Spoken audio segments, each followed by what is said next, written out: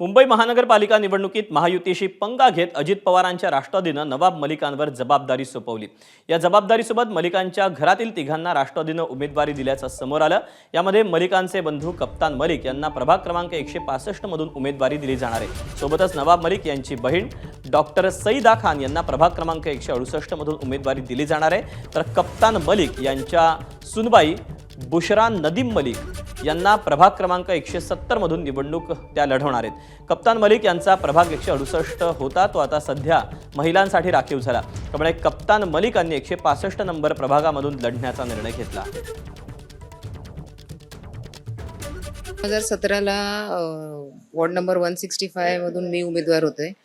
माझी बुवा डॉक्टर सईदा खान उमेदवार होते आणि कप्तान मलिक माझे जे काका आहे ते उमेदवार होते। तसेच आता 2 रिपीट होत आहे आणि माझ्या कप्तान चाचाची जे सून आहे ते ओबीसी महिला जात आहे, त्यांचा वॉर्ड म्हणून त्यांना तिकडे उमेदवारी देण्याची असं आम्ही बोलणी झाली आहे। पण जोपर्यंत आमच्या वरिष्ठांचे आदेश येत नाही कदाचित स्वबळावर लढण्याची तयारी ठेवण्याचे आम्हाला बोललं झालं आहे। पण स्वबळावर लढण्याची आम्हाला घोषणा झाली तर आम्ही हे 3 उमेदवार माझ्या कुटुंबातील असणार।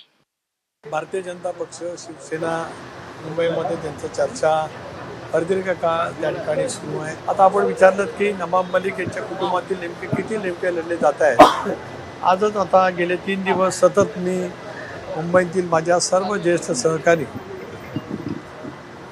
माझे आमदार, पक्षाचे कार्यकारी अध्यक्ष, साई जिल्ह्याचे अध्यक्ष, महिला अध्यक्षा यांच्याजवळ चर्चा त्या ठिकाणी केली। या प्रमुख सहकाऱ्यांची चर्चा केली।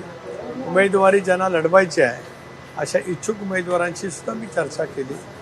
आज थोडंफार बसून आम्ही एक शॉर्टलिस्ट करण्याचा प्रयत्न केलेला आहे।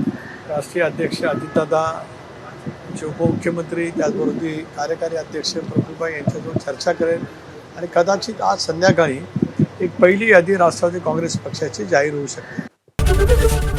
एबीपी माझा, उघडा डोळे बघा नीट।